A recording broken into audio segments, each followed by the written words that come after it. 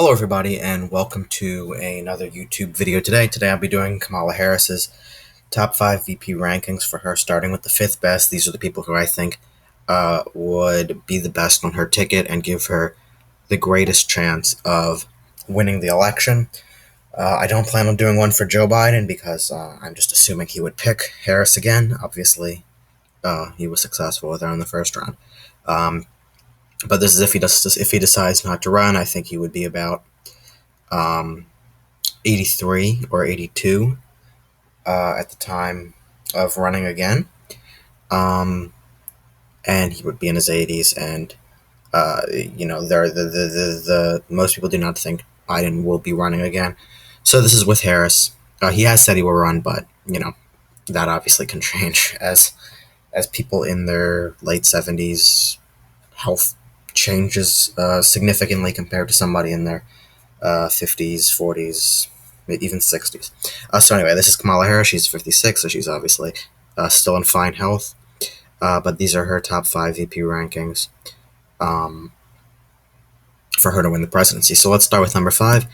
Number 5 is Cory Booker. I believe Cory Booker could possibly help Kamala Harris, obviously making it a completely black ticket.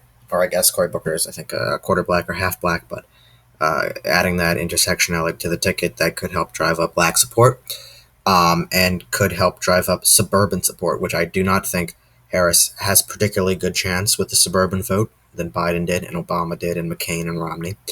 But Booker could help with the suburban vote, especially suburban women. I think that they're particularly turned off by Harris. They were turned off by Trump. They were turned off by other people in the past. And I do think Booker does have that appeal, being from Newark, being Senator of New Jersey at this point. And he is a charismatic guy, and I think he could drive up turnout just across the country. Not just in the West and East Coast, but possibly in states like Georgia, states like Texas, states like Arizona, states that the Democrats have been increasing their chances at winning over the past 10, 20 years. So anyway, that's number 5, Cory Booker. Let's get into the even better ones. Number 4, Amy Klobuchar. Sorry for the picture. It does look a bit grady to me now. Amy Klobuchar is from what I guess you consider now a toss-up state. She's Senator of Minnesota. She does add a significant Rust Belt appeal that Harris just does not have. Harris is from California, so she doesn't have that toss-up state appeal. Klobuchar, a much more moderate person than Harris, could appeal to the suburban women, could appeal to Rust Belt voters and keep the Rust Belt in the Democrats if Klobuchar did run with Harris. And obviously with the suburban, with the Rust Belt appeal, those are things that Harris doesn't really have the appeal to win, but Klobuchar does. Harris would obviously do better in states like Georgia, do better in states like even North Carolina. And Klobuchar would win the Northeast and the Rust Belt. And Klobuchar does have that additional appeal, and obviously as a more centrist candidate.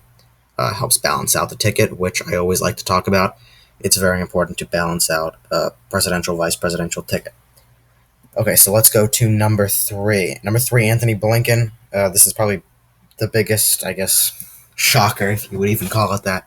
I think Anthony Blinken actually would be able to reason his way through, speaking and explaining the Democrat platform. And I'm not saying that that's like a hard thing or easy thing to do. I'm just saying that I do think Blinken, I've heard him speak, I've heard him talk, obviously, and he just seems like somebody who could relate to suburban voters, and I keep saying suburban voters, they are very crucial in the 2024 election, they were very crucial in the 2020 election, as we saw from Georgia, and we saw from Pennsylvania and Michigan, and Blinken definitely does have a great appeal to them, obviously being Secretary of State, boosts his credibility even more, could be trusted on foreign policy. And he does come across as more of a trustworthy person than some other politicians. Blinken, more of an honest and trustworthy person, just by the way that I've seen him and heard him talk. And I do think that could help him. And he's much more moderate than Harris. And obviously that balances out the ticket. I think Anthony Blinken is the average, good about candidate that you could possibly pick. He's not too well known, so he wouldn't take up the whole spotlight of VP. And I think he would do good in the position. Number 2, Kirsten Cinema. Kirsten Cinema, a bit of a shocker again, I guess you could say. She is much more of the conservative Democrats at this point. Her and Joe Manchin, and I guess you could include in there a few other ones, Chris Coons, John Tester, but she's even more to the right of them. And she could balance out the ticket. She obviously would help with Arizona, a toss-up state that Harris would need to win in order to have a significant chance of the presidency. And Cinema obviously is from there. She is the senator from there. And I do think she could appeal to the much more help with the independent vote significantly, significantly help with suburban women.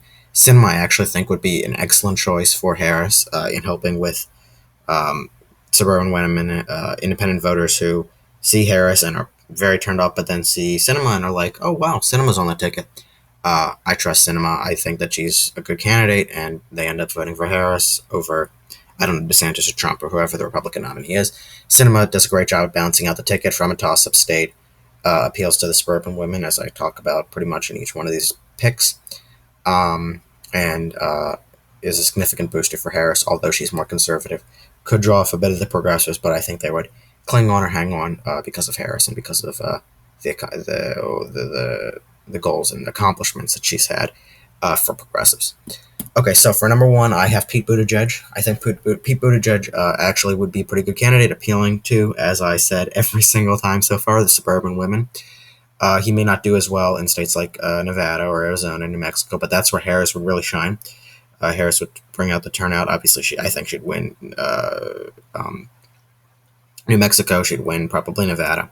But Buttigieg would do better with the toss-ups. Not the toss-ups, the Rust Belt states close to Indiana. That's where he's from. Mayor South Bend, Indiana, possibly Wisconsin, Michigan, states that Democrats need to hold on to have a good shot at winning the 2024 election. Also gaining suburban women, possibly in North Carolina, which is another state that Democrats still have a pretty good chance of winning. Trump won it by about 1.5%, and it's still a very much a toss-up state. And Buttigieg, I do think, could significantly help there. And he does have that nationwide appeal now, Secretary of Transportation. I guess as you can see in a part of the photo, Buttigieg does have that appeal. And Buttigieg, I think, would do very well in the debate. He's very quick-witted. I think even conservatives agree with that. He's a smart guy, and he knows what he's talking about, whether you agree or disagree with him. Or an educated guy, if you don't want to say smart. And I do think that could help with the debates and help with suburban voters and toss-up voters and moderate voters. And I think Buttigieg would also do a good job at balancing out the ticket, a bit more moderate than Kamala Harris. So that is my number one pick, Pete Buttigieg as vice president. I hope you guys, if you didn't agree with them, please let me know in the comments. I hope you guys do agree with them or understand where I'm coming from. Please let me know if you disagree. Put it in the comments. Also, make sure to subscribe to the YouTube channel. We're at 90 subscribers. We're 10 subscribers away from 100, which is awesome. I'm so happy. We're almost at 100. I think it'd be great if we got there by the end of the summer. I know that's a pretty tough goal, but I hope to get there. I hope to get to 100, and I hope to get to 1,000 by next year. So let's get the goals crazy high, and let's get them increasing. So thank you guys so much. Like the video if you'd like to, and comment in the comment section, and make sure to subscribe. So anyway, thank you guys so much for watching, and have a great day.